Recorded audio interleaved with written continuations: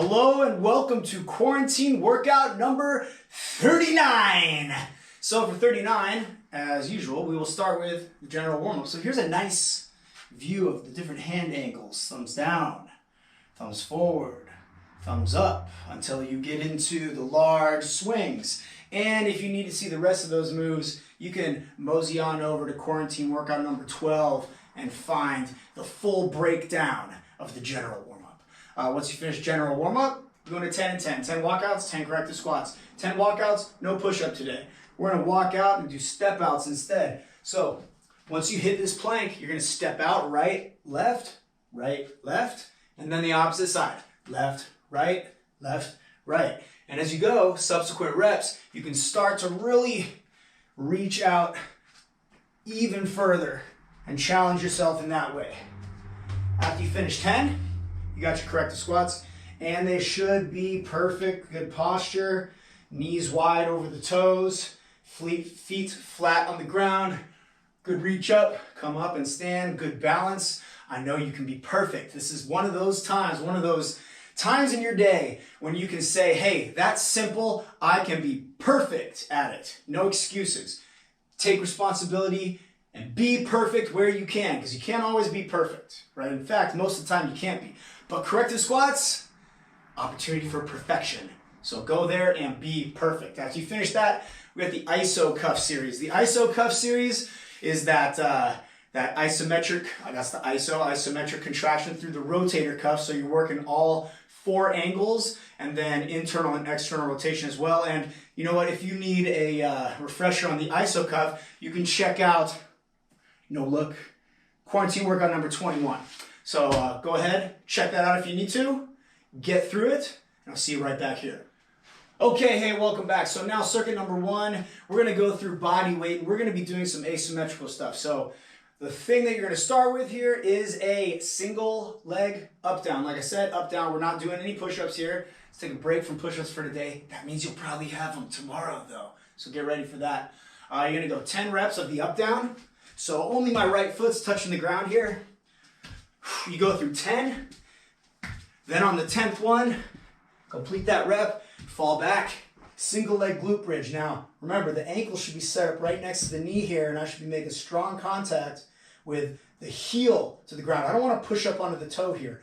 Maintain the heel, stay dorsiflexed, recovery position. You're going to drive up, control down, and then back up. I'm never setting my weight back down on my hips. I lower myself with control until I find the ground with the hip, and then boom, I drive up. So this is a reaction drill. What am I reacting to? I'm reacting to the sensation of my butt touching the ground. Okay, that's a tactile response. So look, I go up, lower myself down, and then I drive as soon as I feel the ground underneath my hips. Okay, so make it a reaction drill and really be explosive when you drive the hip up and smooth and controlled on the way down. Okay, after you finish that, you come up to the feet for pentagram lunges. You're gonna go through pentagram lunges twice. So that's forward lunge, diagonal, keeping the hips forward, lateral, getting into the pocket, backwards diagonal, keeping the hips forward. So you see, it's the back leg, that hip is gonna change angles, all right? But if you turn the hip, then it's not gonna happen in that back leg, and that's what you want. And then straight back with that lunge. You'll feel that stretch about the flexor in that back leg, and that's what you're going for. Once you finish 2 sets through the pentagram lunge series, you're gonna hop on the foot 20 times.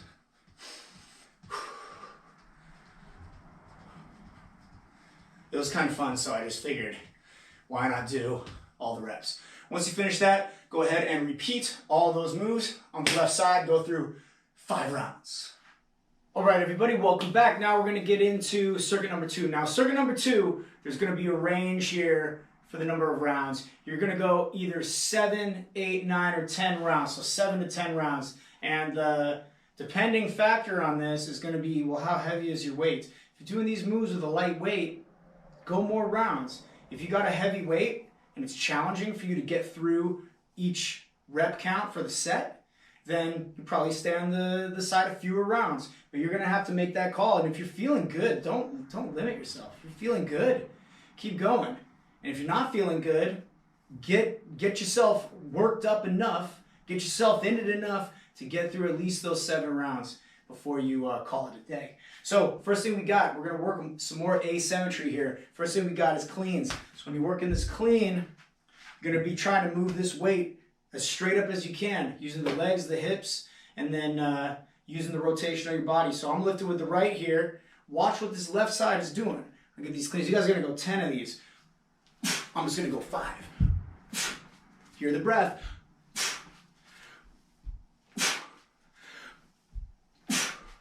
There's 5, and then let's see it from the side so you can see how my body opens up here.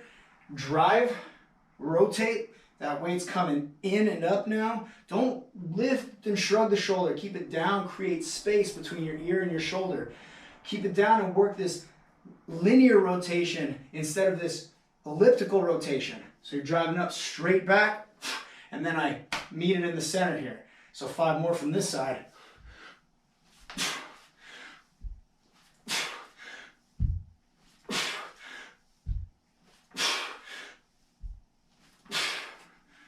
There you go with the cleans. Now, when we do this, you're going to work one side only for 3 moves, and then you're going to come back and do the left side for 3. So I just did both sides just to demonstrate from the front and from the side.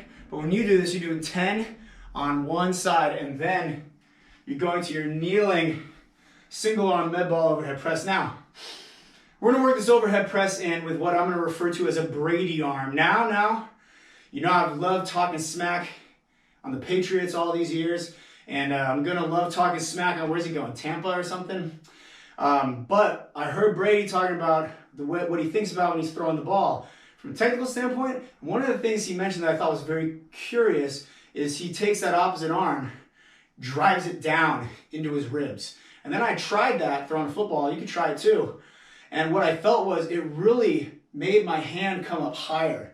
So I would naturally get over the top better, if I were throwing a football, have a higher release. So we're going to use that here. When you drive this elbow down, the shoulder is going to drop as the obliques squeeze. That's going to shift your shoulders a little bit here. And that's how I'm going to initiate the movement on the press. So I start off with the ball, one hand, and I'm going to drive this elbow down. There's the breath. Notice the breath.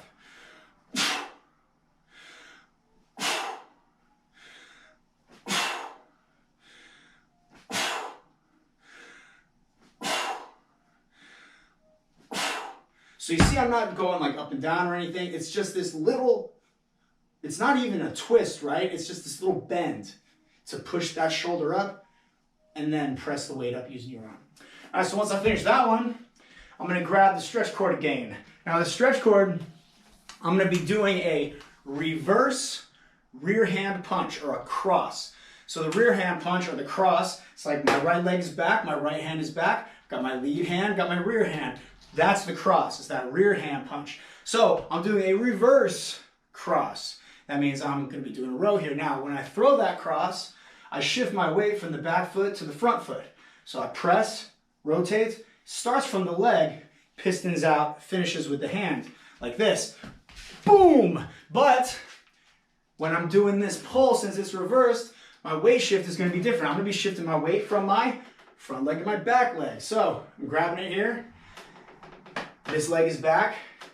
Give myself, you want strong resistance on this. You're going to go 15 reps. And watch, this hand is going to come out, right? Another reciprocating arm movement. You see this a lot, these asymmetrical moves, especially if there's power involved. So again, I'm just slightly forward here with the shoulder. My weight is on the front leg. I really feel it in my quad. My weight is strong on the ball of my foot. I'm going to push and turn the hip back. This is the first part of the move. And then I drive the elbow back with force. This hand's going to come out just a little bit. It's going to look like this. So you see back, forwards, shifting the weight. And once you get going, make sure you're not short in the range. Get that full range. Hands should come to the ribs. But once you get going, try to get a rhythm and try to go through this with power and speed.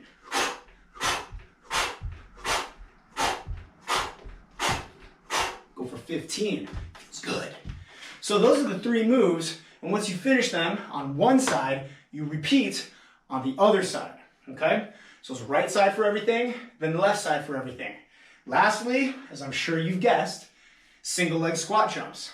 So lower reps here, 5 reps. But what does that mean? Well, it means I want power, all the power. When you're jumping off the ground, you should leave a crater in the ground. You should see the dust flying away like a helicopter's taking off. Create some force. I should hear that force coming out your mouth. Swing the arms. Why should there not be a reciprocating arm movement here as well? So, and make sure you're getting in the pocket. Please get in the pocket. So now, let's see what these look like. Let's go 5 now. Watch the arms. Right leg's gonna be in front. Left leg reaches back. I got weight on the TRX as well as on the ground. Opposite arm is forward.